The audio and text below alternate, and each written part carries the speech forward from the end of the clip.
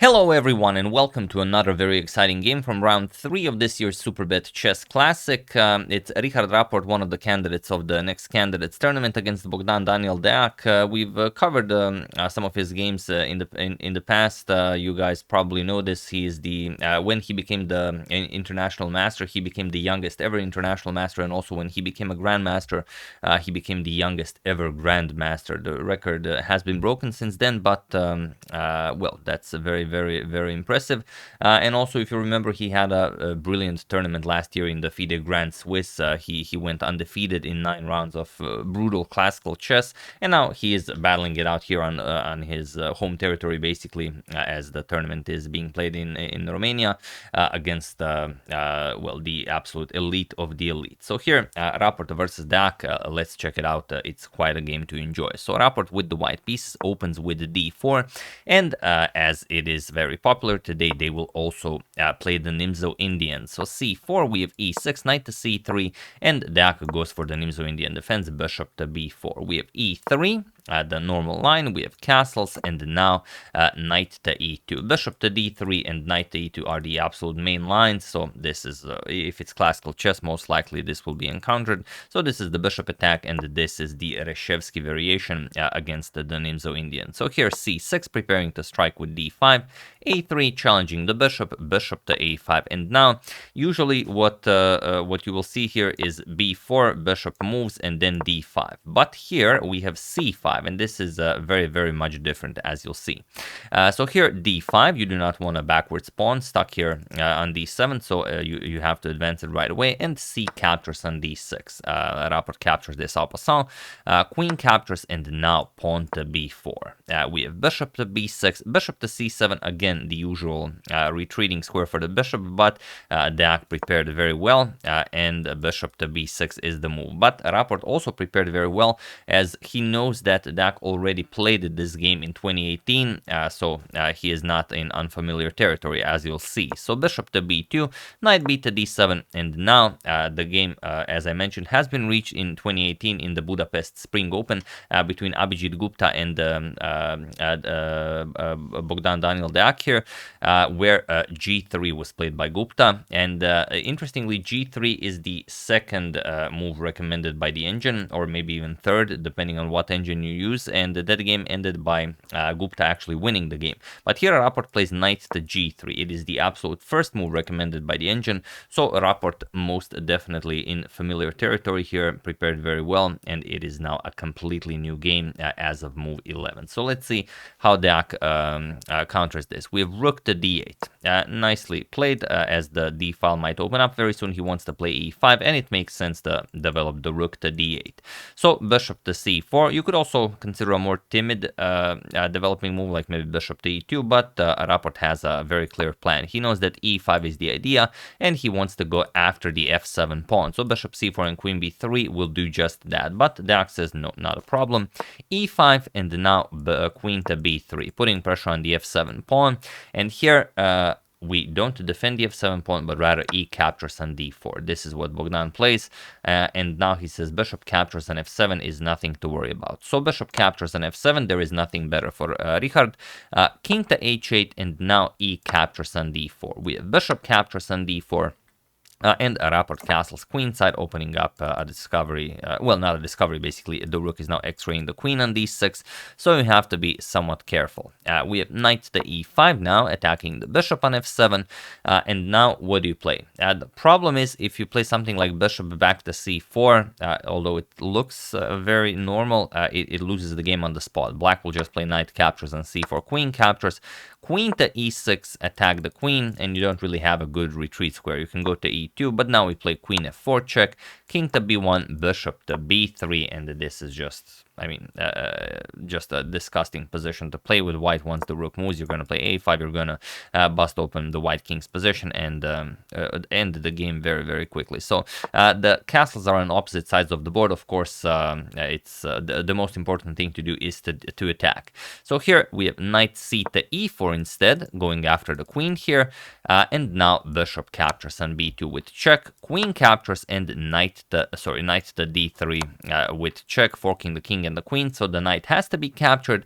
Rook captures on d3, queen captures, and now knight captures on f6. And if you count the pieces now, yes, Deac has 2 rooks and the bishop, but Rapport has a rook and a bishop and 2 knights. So it's a trade-off, definitely. And of course, the knight cannot be captured. If you capture the knight, then queen captures on f6 is checkmate. So the knight is to remain on f6 for the moment. So queen back to d6, now threatening to pick up the knight, and knight h to f5 now, threatening checkmate here on g7. So queen to h6 with check, queen to f8 a bit more solid, but you know, who amongst us would not play queen to h6 check? So queen to h6 check. F4 now blocking check and bishop to g4. Very important, attacking the knight, but also just connecting your rooks and gaining more control over the back rank. The king is on h8, so the back rank is very weak. Queen to e5. And now comes a5. Like we said, we have to attack. The side that's attacking will win this game, and you can see that Rapport has all of his pieces in front of Deac's king, so you have to counter as soon as possible. So b captures on a5, as the queen still guards the a5 pawn. You don't want to allow a captures on b4. And now rook to d7, putting pressure on the bishop, but also maybe preparing to double up on the d file. And now comes bishop to e8. Now, this is not a bad move, but it would be better to move the bishop to b3 for the simple reason that next move we can play rook to e1 and already threaten checkmate. So black would have to react to this, and it would be valuable time taken away from black, you know, from his own attacking ideas. But here after bishop to e8, now rook to e1 isn't really all that much because you have your own bishop here preventing you from delivering checkmate. So okay, rook d to d8, attacking the bishop, and now bishop back to f7 would be the correct way to go. But here Rapport just plays rook to e1, and now it looks like you might have something here, but not really. Only if Deac finds the only move that doesn't lose the game for him. So feel free to pause the video here and try to find the only move, or rather resource available for black to survive this crushing attack while I give you a couple of seconds.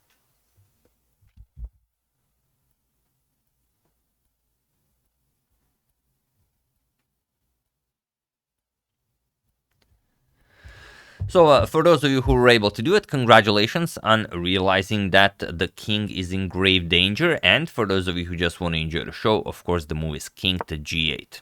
Looks like a silly move to play, you know, with so many pieces in front of your king, but it's actually better to have your king closer to the action than all the way on h8, where the back rank weaknesses are too difficult to hold.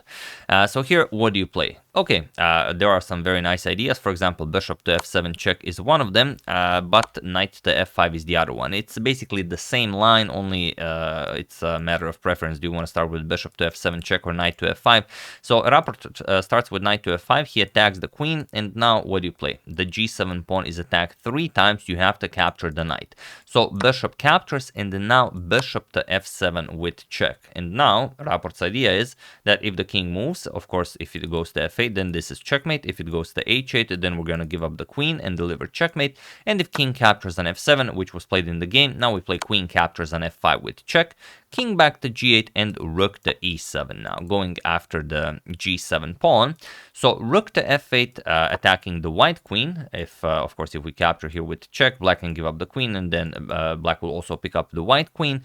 So queen to e5, now attacking the g7 pawn 3 times, and rook f7 defending. We have rook to e6 now, attacking the queen, but now finally g6 can be played. We have knight to f6 with check, and now not rook captures on f6, but rather king to h8. Both of these moves are fine for black, but it's interesting that Deac chooses this one, because putting your king on this diagonal looks super weird, because this is just a force to draw. If rook captures, probably why he avoided it. Maybe he feels so confident here that he just knows that he will not lose this, and he wants to push for more than a draw. Thing is, after queen captures, rook to f8, and there's just no way to prevent queen captures on f4. We can even trade queens here, and this is now a draw, equal material, a rook endgame, not much to look at. So here instead, king to h8, And this is now incredibly interesting. There's no good discovery with the knight. If you play knight to the e8 check, it looks scary, but just king g8. There's no continuation here. And if you play something like knight to g4, trying to maybe win the queen, we can just play queen g7 again. Not much for white to look for here. So here Rapport plays g4. He wants to put even more pressure on the black king side, and now queen captures on h2. So now with the h2 pawn out of the way, and with the black queen being so active, you can see that all sorts of checks are coming, and that it's very unlikely that you will be able to get out of them. But if you can, then you will still probably win the game. So rook to d6, we have to be ready to block check with something like rook to d1 if needed. Queen to h1 check, first king to c2, now queen g2 check, and rook to d2. We block check, so here we have queen to h3 going after the pawn here. Now comes king to b2. We defend the pawn. We have queen to f1, and now comes knight captures on h7. This is a very nice idea. The king is in check, and if you capture the knight, of course, you're getting checkmated. Rook h2 check, king g8, and rook to h8 will be checkmate. So you cannot touch this knight, but you can play king to g8. And this is, again, perfectly fine for Deac. Knight to g5, now going after the rook, and now just queen captures on f4, now threatening to pick up the queen, and there really isn't anything better here. So queen captures on f4 was played, and okay, it's a very tricky idea, because the knight to g5 actually loses the game.